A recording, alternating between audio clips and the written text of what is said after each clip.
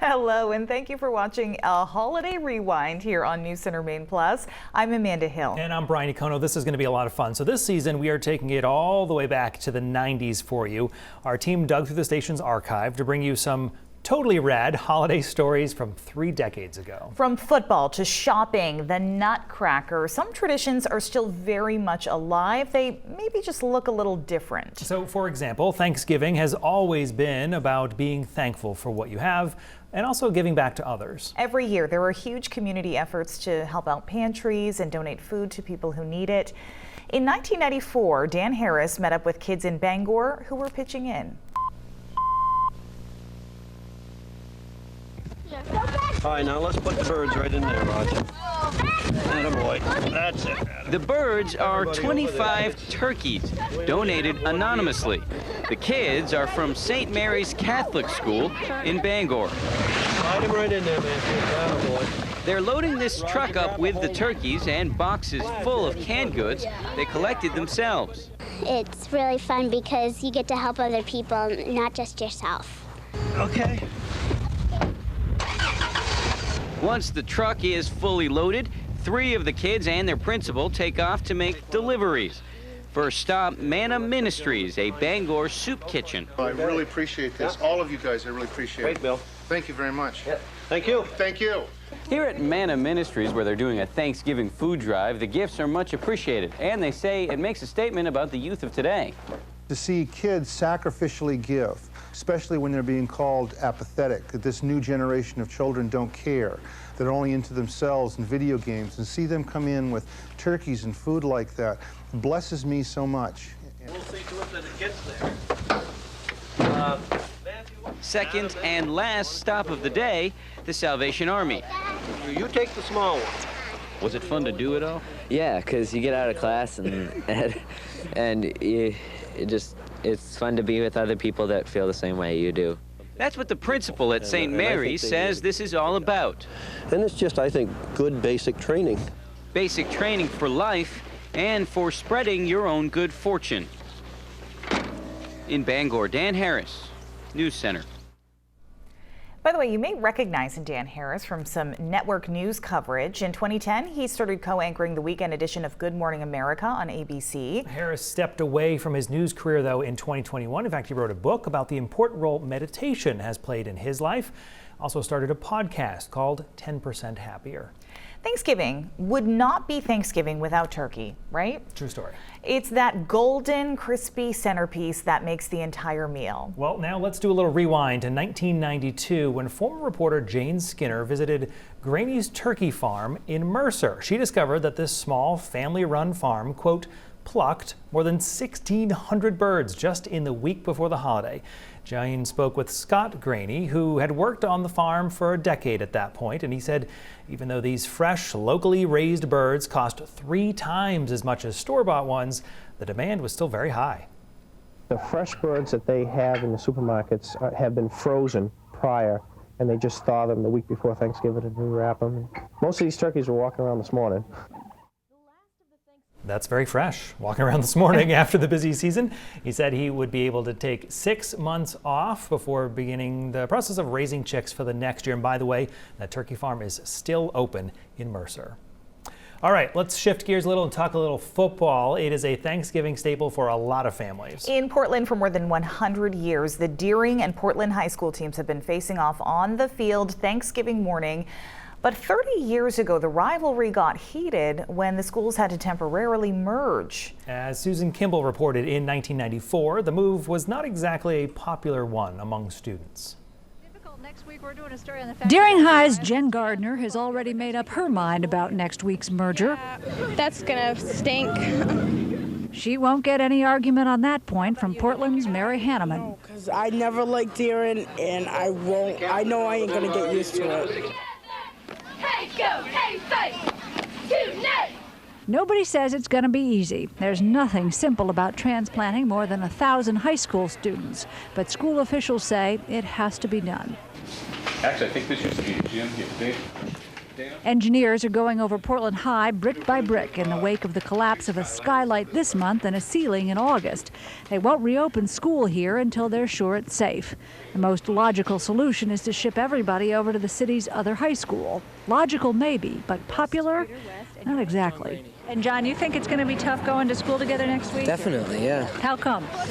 Well, we're rivals, and it's going to be tough, man. Do you think you guys are going to be able to work it out? I don't know. It's going to be really different, I can tell. We don't know the schedule and stuff. Like the first day is going to be confusing. School officials know it will be a difficult transition for everybody, but Portland Principal Dana Allen says he's confident it can be done. We've been working very, very hard over the last week to really iron out the details, and quite honestly, if we had to open tomorrow, we're ready. We could do it. Everybody agrees that it's up to the students to make this work. Their first test will come Tuesday when Portland High heads across town for its first day back to school at Deering. In Portland, Susan Kimball, News Center. This year's Portland versus Deering game will mark 112 years of the Thanksgiving Day tradition. Very popular tradition there. So between Thanksgiving and the end of December, there's always a rush of holiday shopping. The economy can play a big role in how much people spend every year. In 1994, interest rates were recently raised by the Federal Reserve, something that probably sounds familiar. Deborah Feldman reported on how that hike impacted shoppers. This sound is as familiar during the holiday season as sleigh bells. With December just around the corner, shoppers with a knack for planning ahead are beginning to attack holiday wish lists. Credit card interest rates have increased a bit, but most shoppers don't seem all that worried about ringing up credit card bills. We always pay them off monthly and in full, so it doesn't affect us at all. Shopkeepers say they haven't noticed a drop-off in card use. Oh, in fact, I think there's more credit card use this year than last. Experts say that the raise in the interest rate on credit cards is actually a sign of growth in the economy. It's just one of the checks and balances that the Federal Reserve Board uses to make sure that growth isn't too fast. With larger customers, business customers, yes, it will affect what they plan to do in the coming year. For the average shopper, for the average customer that's going on Christmas shopping, I don't see a whole lot of difference, and I think they're going to be willing to spend just as much as they normally would have. But as always, some have to worry less than others. We might use some cash, some credit cards, but we like to make a lot of it right up at the North Pole. Some folks just have all the luck. In Bangor, Deborah Feldman, News Center. We're trying to stretch the dollar for a very long time. All right, so now we want to flash back to 1992 when holiday shopping corresponded with an exciting new store opening in downtown Portland. Got 99 cents, I'll sell you a pair of socks. We'll all fit you real well. Size 13? You got it. We have all that type of stuff. Barrington's was a brewer-based clothing store that came to Portland, and as you just heard, it was known for being affordable. The retail store opened in what was the old Porches building, but what was the big concern then? Parking on Congress Street. Sound familiar? Luckily, the Spring Street parking garage opened shortly after the store did. Back then, city leaders were hopeful the two together would bring other businesses to a part of the city that was struggling. A lot of things, positive things happen in downtown Portland here, and I think we're the kickoff. We tried to do some research to find out how long Farrington's stayed open on Congress Street. We could not get a definitive answer. By the way, the old Porches building now houses Maine College of Art and Design, or MECA. According to PortlandLandmarks.org, MECA bought the Porches building at some point during the 90s. LL Bean must stop shop for a lot of people ahead of the holidays. It has winter jackets, hats, gloves, the bean boots, and any winter gear you can think of. A lot of our closets are full of their gear. Despite being a Maine staple in 1995, the company reported having a slow start to the holiday shopping season. But as Cindy Williams reported that year, LL Bean was taking big steps in its marketing strategy. There's a lot hanging on this holiday season at LL Bean.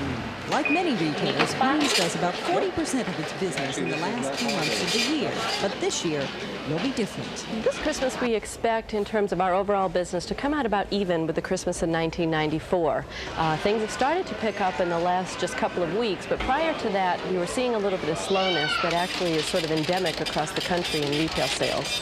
Because of the slow sales and skyrocketing mailing costs, Bean stopped hiring people last month and buckled down. Flat isn't a bad word since Bean's racked up $975 million in sales in 1994, but flat is a foreign word. This company is used to growing at a rate of 12 to 18% a year. To try to get things moving again, LL Bean for the first time is advertising on television this Christmas in 18 spot markets. Isn't it nice Bean to know says you can outerwear and equipment are selling just fine. It's the Christmas clothing gift for that's killing them. everyone on your list. We're doing, some analysis. We're talking to customers. We're out shopping the malls to see if this is something that is just, people are experiencing with clothing, or if it's hitting other areas of retail sales. What we're finding is it tends to be focused on clothing. People aren't buying as much, and we're still trying to get to the bottom of why.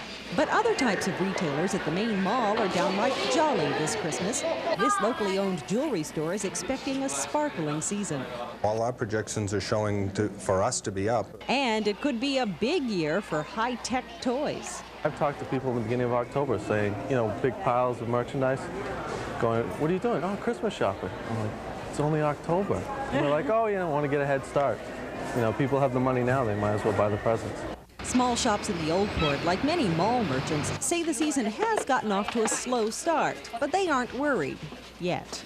We're expecting a good Christmas, strong Christmas, but expecting it to probably be later, where there are 5 weekends, expecting probably that people will wait till the last minute to shop, as they have in the past couple of years.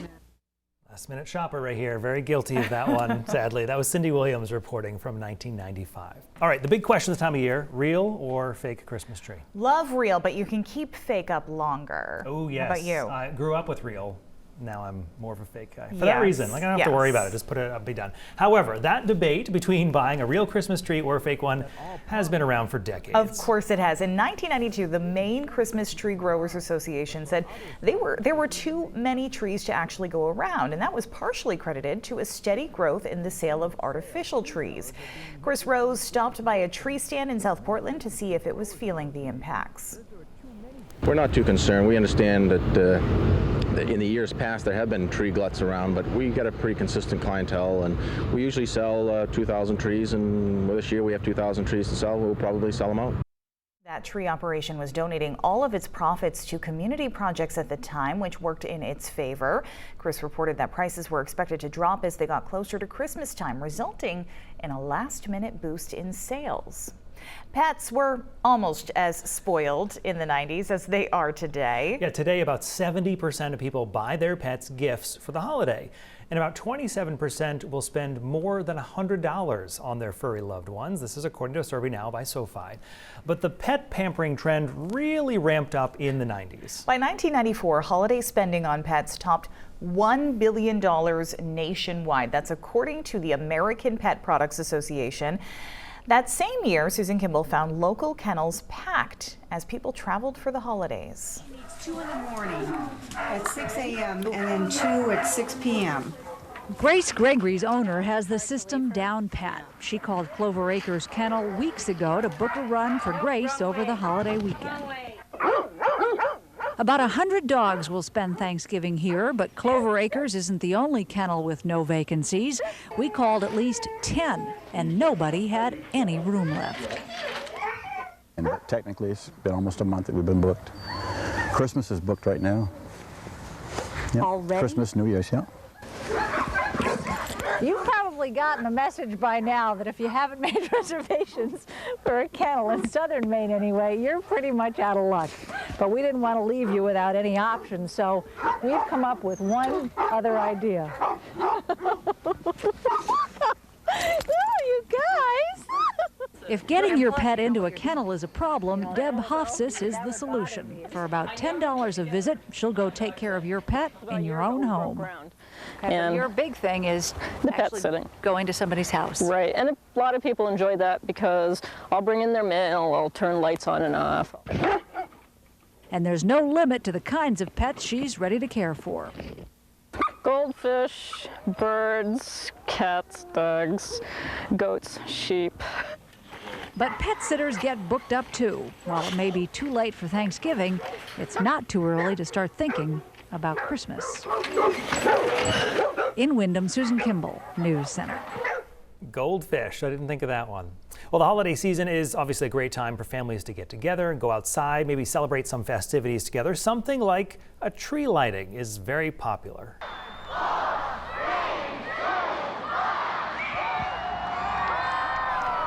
This is the Christmas tree lighting from Portland in 1992. You can see there's a pretty big crowd there. So you just saw Santa making an appearance as well.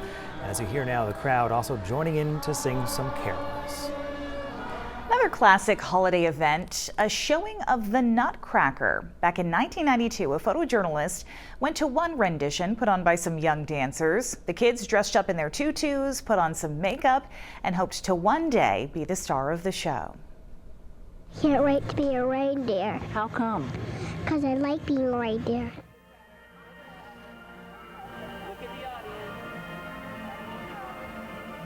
I wanted to be a dancer at Clara when I got bigger. I want to do the neat dances that Clara does. I want to know how. I don't want you to be afraid, all right? It's only makeup and hair. See, I'm really underneath here. It's really me, honest, it is. And you recognize my voice, don't you? Yeah. Yeah. Get that little girl crying.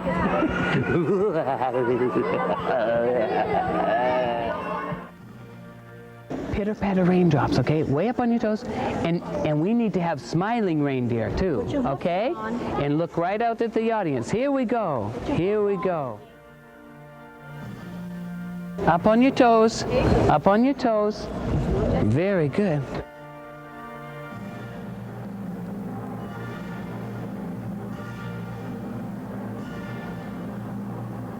I think I did great. Me too. You do? Yeah. Me too.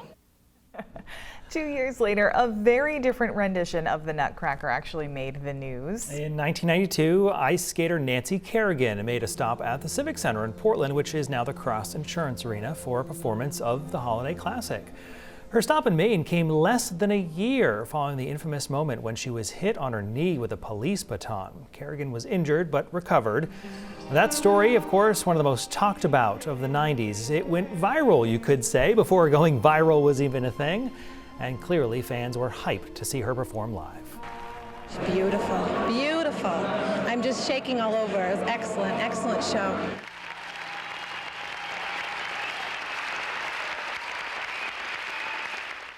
Just her gracefulness. She's so smooth on the ice. 1994, by the way, was the same year Kerrigan also won a silver medal at the Winter Olympics in Norway. Speaking of winter, weather in New England can be very unpredictable, especially through the holiday season. That it can. This was the scene in 1994. 2 days after Thanksgiving. And as we know, snow on the actual holidays is not a huge deal. It's the travel days before and after the holiday where weather can have an impact. Luckily, this storm wasn't a big hitter in 1994. According to our meteorologist, Keith Carson, it dropped just under 2 inches at the Portland Jetport and nearly 2.5 inches in Bangor. The following year, there was a big storm that dropped over a foot in Portland just a few days before Christmas. Yeah, big difference there. The storm closed schools, it caused big delays on the roads, and a lot of people went outside to start the cleanup process. Here's Jennifer Rook's story from 1995. Early on, people got out and started taking care of the snow as it began to pile up. In downtown Lewiston, most of the sidewalks were pretty clear by mid-morning. A lot of daycare centers took in extra kids today. Even though schools are closed, many parents still have to work. At this daycare center alone, 6 school-age kids will spend the day with the toddlers. There is some good news for all you last-minute holiday shoppers who feel like you absolutely have to get in the car and go to the stores. The roads are pretty clear. They've been plowed over and over, but the going is a little bit slow. Most everyone we talk to likes the snow. These ducks seem to, and Richard Rochelow sure does. In fact, Rochelow has little patience for anyone who complains. There's nothing wrong in the world. Snow, this is natural. We have it every year, but we're worried. And then in the summertime, it's too hot. So what's wrong? Let's live it up. This is Christmas. room for complaints. That's a sentiment shared by a lot of Mainers, Yep. I think. Bring Either on the too snow. hot, too cold, it's winter. It's what we expect right there. That was Jennifer Rooks, by the way, from 1995. And thank you for watching our Holiday Rewind on News Center Maine Plus. Remember, keep checking back right here to stay connected with us and other projects we have in the works. However you celebrate your holidays, we hope you have a very safe and happy holiday season.